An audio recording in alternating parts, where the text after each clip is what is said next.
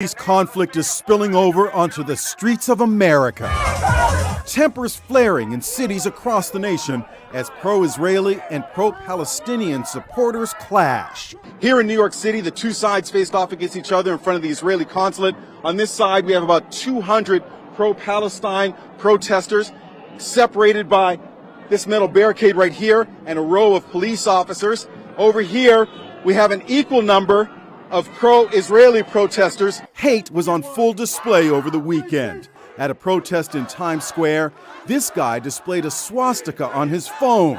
The New York Post calling it a vile rally. We are about 2 miles from the border with the Gaza Strip. The escalating conflict really hit a nerve on the morning shows. I am so sorry. Today Show host Savannah Guthrie struggled to contain her emotions as she spoke to a father whose wife and 2 young daughters have been taken hostage.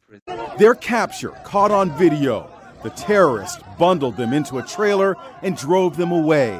Their fate unknown. We will say their names and show their pictures and pray for their safe return to you. CBS Morning's Tony DeCopel has 2 children in the line of fire. I have an 11-year-old and a 14-year-old who live in Israel. They live there with their mother, my ex-wife. 3 generations now have been living through war and terror and trauma. And now it's my kids. It's other people's kids. Yeah. What's the solution here? What now? New Jersey Senator Cory Booker was there when the chaos began. He says he was forced to seek shelter as rockets rained down on Jerusalem. They joined others in the bomb shelter or the stairwells of the hotel. Frightened faces. There were children and elderly families, many Americans. New Yorker Rebecca Solomon is hunkered down near Tel Aviv with her husband and 8-month-old. They were visiting family when the terrorists struck. Now she's desperately trying to get home. All flights out right now are just insane. A one-way flight is like, for one person is, $2,000. The United States stands with the state of Israel. President Biden is pledging support for Israel, joining our allies across the world. The blue and white of Israel's flag is shining bright in London, on the Brandenburg Gate in Berlin, on the Eiffel Tower in Paris, and atop the Empire State Building in New York. 9 Americans are confirmed dead, among them Chaim Katzman. Among the missing, Hirsch Paulin from Berkeley, California. His family sharing his last text sent as he attempted to flee the gunfire. I love you, I'm sorry.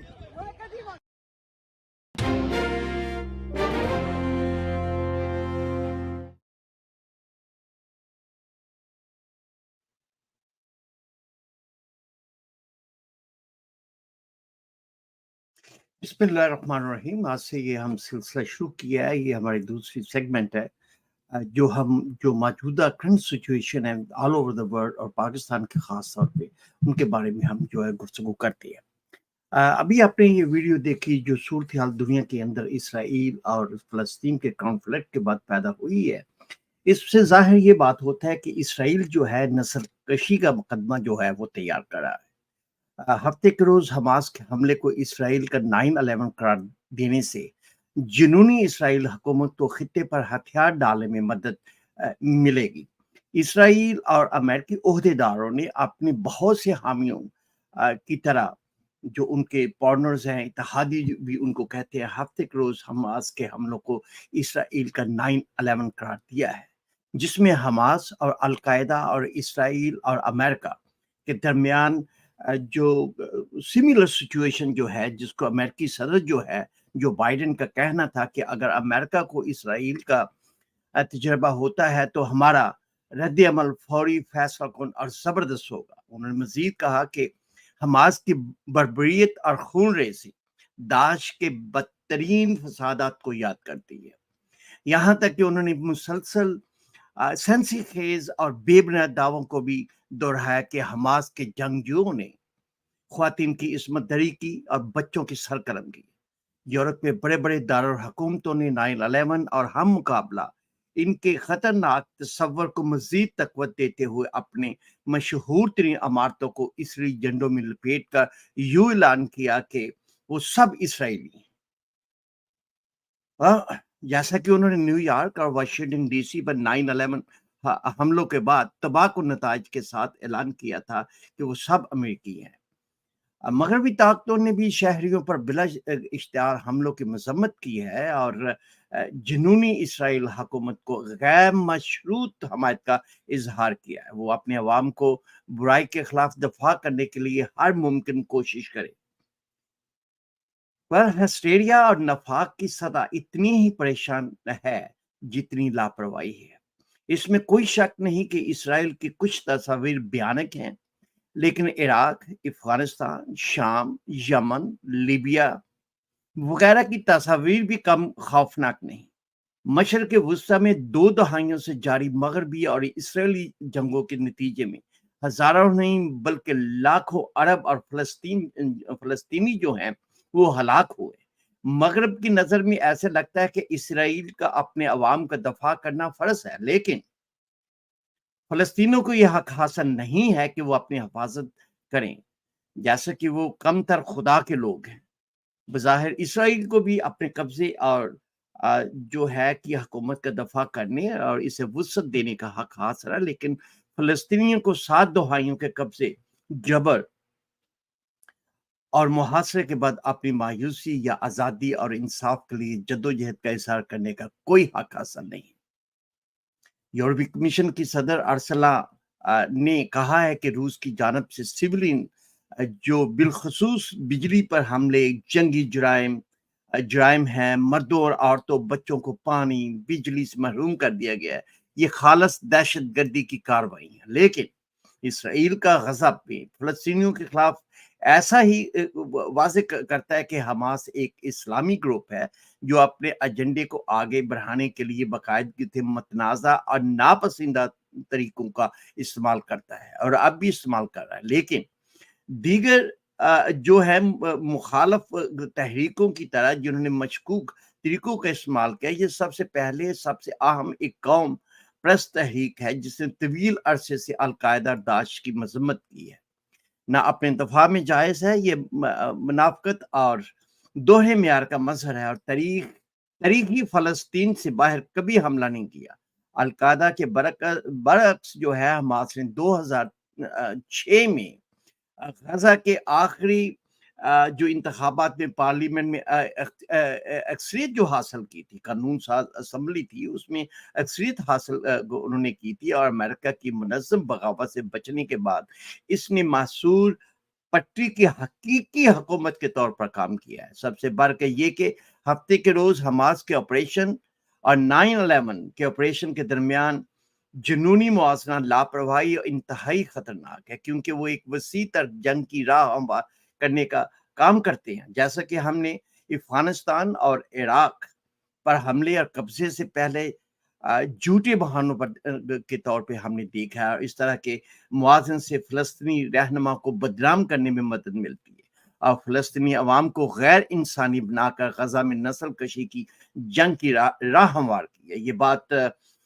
یقینی ہے کہ دوسرے لیڈروں کو بدنام کرنے بدصورت سیاست ہے، لیکن پوری قوم کو غیر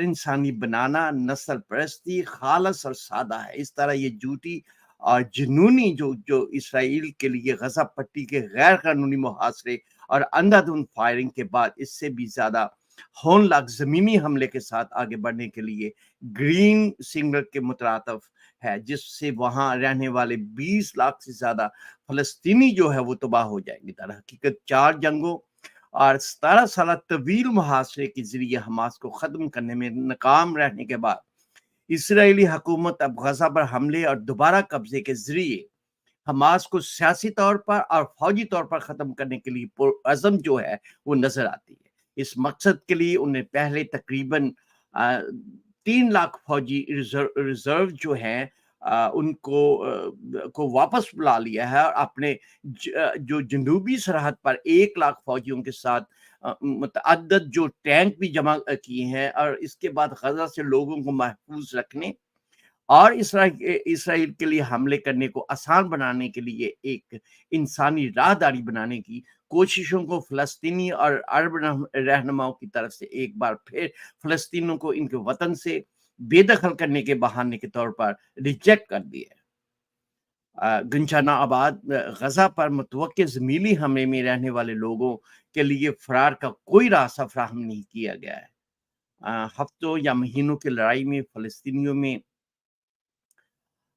لاکھوں ہلاکتوں کا سبب بنے ہیں، خاص طور پر اگر توقع کے مطابق اسرائیل بھاری ہتھیاروں کے ساتھ وہ حملہ کرتا ہے، اور مشرق میں پھیلنے کے اشارے پہلے سے ہی بہت سے موجود ہیں جو اسرائیل کو اپنی تباہی کے دائرے کو وسیع کرنے پر مجبور کر رہے ہیں یا اس کی اجازت دے رہے ہیں۔ یہ انسانی المیہ ہوگا یا امریکہ اور اس کے نئے جو بحری دستوں کو ایک اور تباہ کن علاقائی جنگ کی طرف راغب کر سکتا ہے، جیسے 2 دہائیوں کی ہمیشہ کی جنگیں کافی نہیں تھی۔ درہ کی پٹی ایسے لگتا ہے کہ اسرائیل کے پاس اگلے دنوں میں کے بارے میں ان کے کانٹے دار سوالات کا کوئی جواب نہیں ہے۔ در حقیقت یہ نہیں بتایا جا سکتا کہ غزہ، فلسطین یا عام طور پر اس خطے میں اس طرح کے قتل عام کے حملے اور قبضے کے بعد کیا ہوگا۔ مستقبل طور پر اپنے قبضے میں لے لے گا اور اس کے رہائشیوں کو خوراک اور خدمات فراہم کرے گا؟ کیا وہ حماس کو قبضے کے خلاف مزاحمتی تحریک کے طور پہ ختم کر سکے گا؟ یہاں تک کہ اگر اسرائیل کامیابی کے ساتھ غزہ کی پٹی پر دوبارہ قبضہ کر لیتے ہیں، اگرچہ بڑی قیمت اس کو ادا کرنی پڑے گی، اور حماس کے فوجی اور انتظامی ڈھانچے کو تباہ کر دیتا ہے، تو پھر کیا ہوگا؟ کیا وہ اس معاملہ میں فلسطینی اتھارٹی کے حوالے کر دے گا؟ کیونکہ اسرائیلیوں نے ماضی کی طرح اس پر قبضہ کرنے کی بڑی قیمت ادا کی تھی۔ اسرائیل کا بڑھتا ہوا حملہ دوسری جنگ عظیم کے بعد سے اب تک کا سب سے جنونی جو ہے وہ یہ شہری تنازع بن جائے گا، جس کے تباہ کن جو ہے علاقائی طور پہ اس کے اثرات ہوں گے۔ اسرائیل اور امریکہ کو ان غلطیوں کو بار بار جو ہے وہ ان کو نہیں دہرانا چاہیے، جنہوں نے دہائیوں کی جنگ، قبضے اور انسانی مصائب جو ہے سے انہوں نے کچھ نہیں سیکھا ہے۔ اب وقت آ گیا ہے کہ مغربی طاقتیں بڑوں کی طرح کام کرنا شروع کر دیا اور اسرائیل کے جھوٹ کو ان کو بلند کرنا چاہیے، اور وہ غلطی نہ کریں۔ فلسطین کے سامنے کا کوئی فوجی جواب نہیں ہے، صرف ایک سیاسی اور سفارتی حل ہے۔ وائٹ ہاؤس نے بائیڈن کے اس دعوے پر وضاحت بھی جاری کر دی ہے کہ انہوں نے اسرائیل میں بچوں کے سرف کرنے کی تصویر دیکھی ہیں۔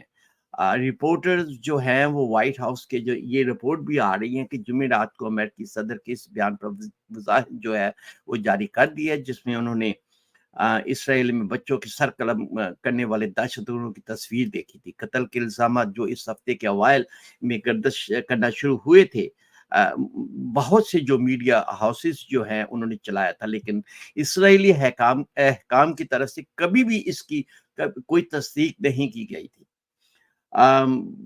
صدر بائیڈن نے بدھ کے روز یہودی رہنماؤں کے ساتھ جو ملاقات کی ہے، اس پہ جو تصویروں کے متعلق بھی انہوں نے بات چیت کی ہے، اور انہوں نے کہا کہ ان کی نظر سے ایسی تصویر نہیں ہے۔ لیکن ایک رپورٹر تھے تاہم جو وہاں پہ وہ کہہ رہے تھے کہ میرا مطلب ہے کہ یہ بچوں کے سر قلم کیے جائے، لیکن رپورٹر بھی اس بار رپورٹس کا حوالہ دے رہے تھے جو انہوں نے کہا کہ اس خبر کی تصدیق نہیں ہو سکی اور یہ بالکل جھوٹی خبر تھی۔ اسرائیل کے خلاف حماس کی مسلح کارروائی کی مذمت کے لیے اس بال کیے جانے میں بچوں کے سر کرنے کا الزام پہلے بار منگل کے روز اس وقت سامنے آیا تھا جب سرکاری اسرائیلی جو اکاؤنٹ ہے انہوں نے اس خبر کو، ان کی جو رپورٹر تھی نکول، انہوں نے ایک ویڈیو کے ذریعے شائع کی، جس میں انہوں نے جو ہے تباہی کے مناظر کچھ بتائے تھے، لیکن بچوں کو قتل کرنے کا جو تصویر جو اس میں شامل نہیں تھی۔ اس کو خاص طور پہ ٹائمز آف انڈیا اور اس طرح کے کئی جو ویب سائٹ 3 درجن سے زیادہ بچوں کے انہوں نے بھی، یہ ٹائمز آف انڈیا وغیرہ نے بھی اس میں خبروں کی جو ہے وہ اس کو شائع کیا تھا کہ بچوں کے سر قلم کیے جا رہے ہیں۔ اب سوال یہ ہے کہ یہ صورتحال جو ہے یہ بڑی غمگیر ہوتی جا رہی ہے۔ ہماری انٹرنیشنل جو جتنی بھی جو لیڈران ہیں، قاربین ہیں، ان کو مل بیٹھ کے اس بات کا اعادہ کرنا چاہیے کہ ہمیں اس کے آگے کیا کرنا، اس کی جو ہے یہ پورے خطے کو یا پوری دنیا کو اپنے لپیٹ میں لے لیں۔ وی ہوپ وی امید کہ آپ کو آج کا ہمارا جو مڈل ایسٹ پر ہماری خاص جو خصوصی جو ویلاگ تھا وہ آپ کو پسند آیا ہوگا. ہم کل پھر آپ کے خدمت میں حاضر ہوں گے. ہمارے یوزلی جو ریگولر پروگرامس ہوتے ہیں وہ فرائیڈے کو، سیٹرڈے کو، سنڈے کو، جمعہ، ہفتہ اور اتوار کو پاکستانی وقت کے مطابق رات 9 بجے ہوتے ہیں. آپ سے یہی درخواست ہے کہ آپ ہمارے چینل یوٹیوب کے چینل کو سبسکرائب کروائیں اور اس پہ لائک کریں اور کمنٹس دیں اور اپنے دوستوں کی بھی آگے بتائیں اور ان سے بھی سبسکرائب کرائیں. بہت شکریہ آپ کا ایک بار پھر دیکھنے کا. اپنا خیال رکھیے. پھر ملاقات ہوتی ہے. اللہ حافظ. پاکستان پائند آباد.